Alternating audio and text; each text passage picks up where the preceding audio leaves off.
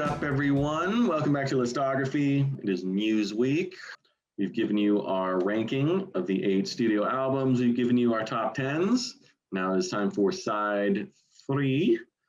We are going to be discussing, as Jason so succinctly put it, when role players rule. So we're basically going to say, So, as you guys know by now, side 3s are just whatever the hell we want to talk about. It's side 3. We're talking about members of a band. You think of that band and someone is the spotlight. That's who you think of. But for us, it's someone else that steals the show. Thank you for that. Yes. That is our side 3. Like Tito of the Jackson 5. Easily the best, carrying that band. Was Tito even in it? I don't know. It's a good question. We'll leave that to Jason. He can figure that one out for us. So, Cramder, do you have your list of role players that are your favorite parts of hopefully some classic bands that we've heard of? Yeah, I stuck with stuff that people know. For the most part, I'm going to start with a little band called the Stone Temple Pilots, which everyone thinks about Scott Weiland, one of the best frontmen of the 90s. You think about the hair, the drug addiction, the unfortunate death, the voice. But it's all about Robert DeLeo for me. I think he's sensational, one of the best bass players. I think he gives that band the entire sound that they want. Also going to go with Kings of Leon. Probably think about the sex appeal of their lead singer. But for me, I think Nathan Followill is one of the more underrated drummers of the last 20 years or so. I think he's awesome. And I think he kind of changes his style a little bit from album to album, which I really appreciate. I'm going to throw out another one here that does not necessarily steal the show from me for this artist, because it would be insane to say that. But someone that I definitely don't think gets enough love is another drummer, Matt Johnson, who drummed for Jeff Buckley. And if you listen to the drums on Grace, they are absolutely sensational. But obviously, Jeff Buckley's Jeff Buckley. Couple more. I've got another drummer. The Police could be the Police with a different singer, but they couldn't be the Police without Stuart Copeland, in my opinion. He is what makes the Police the Police. Sure, the songs are great. Sting's got a pretty good voice. I don't think he has a great voice. I don't think he's a great singer. I think he's a really good writer. But yeah, without Stuart Copeland, the Police wouldn't be much, in my opinion. But my number 1, I'm going to go with a guitar, because no one really ever gives this guy enough credit. You think of the singer and the flute first of Jethro Tull, but Martin Barr is one of the more underrated guitar players of all time.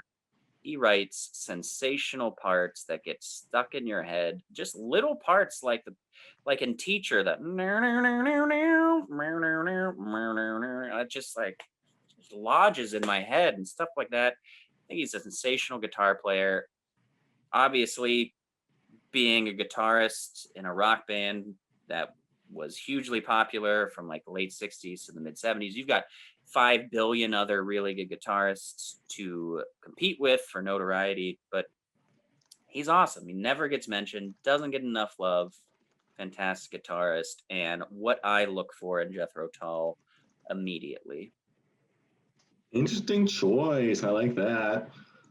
You could also probably make the case, and it's tough because somebody like Alex Lifeson from Rush, lead guitar, but he's like the 3rd member of the band. Like you mentioned Neil Peart and Geddy Lee ahead of him pretty much anytime you talk to any person about the band. So it's interesting, the way the band's set up can definitely like change which instrument is kind of like at the forefront.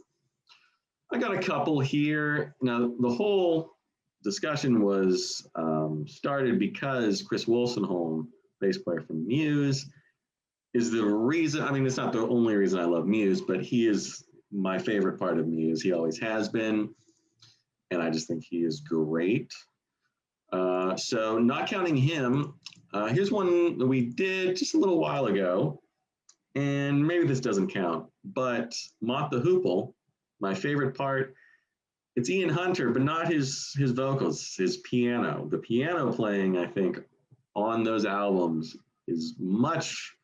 When I was listening to discography, that was like the first thing that I thought about constantly was how good the piano playing is. And he happens to be the lead singer, but nobody talks about his excellent piano playing on that album. Here's a band I don't love that much. In fact, I just kind of like them. But it's hard to argue that the best part of Blink 182 was not Travis Barker. Drums, just if you like punk drumming, he's pretty much as good as it gets, him and Trey Cool from Green Day. And it's always in with punk bands, like the drummer is usually by far the best like player. The guitar and the bass in Blink 182 is nothing to write home about, but the drums are really good. You talk to any drummer about them, they'll say that he is legit. So I'll throw him on my list. Let's do another drummer. Another one that kind of counts, maybe doesn't. I got Phil Collins in Genesis. Pre him taking over as the front man, my favorite thing about Genesis is the drums. I think he is just an incredible drummer. So I'm going to give that to him. Here's one that he's 1A and 1B, or 1B in the band. Iron Maiden, we did them a little while ago. Steve Harris, he writes the songs, he plays the bass. Bruce Dickinson's the front. You got some killer guitar players, great drummers, but he big influence on me, and I think he's just one of the better bass players of all time. Let's do another bass player because I'm always listening to the bass, so I'm always going to have bass at the forefront of what I'm listening for in a band. I'm going to do, this is a tough one, but I'm going to say Bruce Thomas, who played with The Attractions, Elvis Costello. As much as I love Elvis Costello and the piano and everything else, the bass work on some of those albums is just so mind-bogglingly good that I can't, I would lie if I was saying that Elvis is my favorite part because I'm constantly listening for those bass, just incredible work. But number one is going to be Sneaky Pete Kleinow from the Flying Burrito Brothers, the best pedal steel guitar player probably of all time. Just my favorite parts of, that whole, I guess they had one or two albums really, but just, I love that stuff, that pedal steel. Jason can attest to that. He loves it as well. And I think Sneaky Pete just basically steals the show. He's a big session guy, so he's on a ton of albums, but his work, he's one of those guys where it's like he's so much better than almost everybody else that he's like the guy.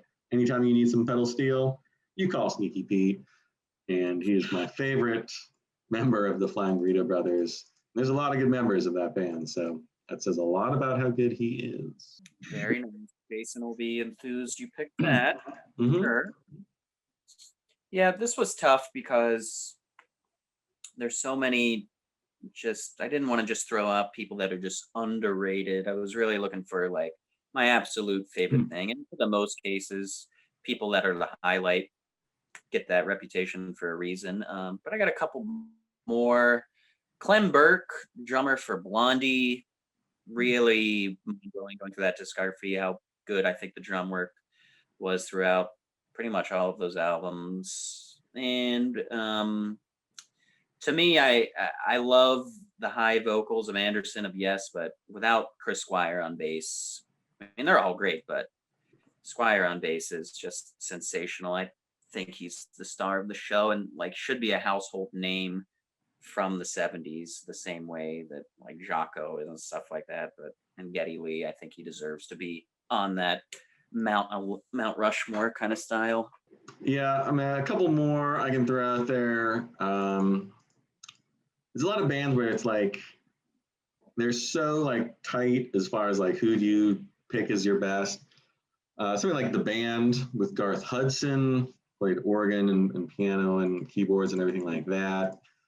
such an integral part. I don't know if I'd call him my favorite, but he might be. Same with Randy Meisner from the Eagles, probably my favorite Eagle. I think he was my favorite when we ranked the band members, very controversially, mind you. And a couple more. John Mayung from Dream Theater, bass player again, and of course Robert DeLeo. But you already took that one from SDP. Is one of the probably the best bass player of the '90s. It's not him; it's Robert Sledge from Ben Folds 5, who I don't know if I can say I like better than Ben Folds, but it's really close. It's a lot closer than it should be for a band called Ben Folds. Yeah, I toyed with putting Tina Weymouth in there, but I was like, do I really like that more than David Byrne himself? And no, it's got to be David Byrne. But Now that you mention it, Tina Weymouth makes my list because I definitely like her better than David Byrne. Jerry Harrison as well. So anyone else? Who's the drummer? I like him better too. Chris Francis. Yeah, I legitimately like the rhythm section the best in that band. So that's a good one. Thank you for spurring my memory. Oh, you're welcome, buddy. By the way, I wholeheartedly agree that Chris Wolstenholme is the best member of Muse by far. I've never disliked any of the bass work on a Muse song. So. Bass work is great. I mean, I'm not gonna put down Matt Bellamy because he's one of the better piano players and a ridiculously good guitarist and has a basically unlimited operatic vocal range. But I'm still I got to go back to the bass because that's what I grew up on, and that's always kind of what I listened for first.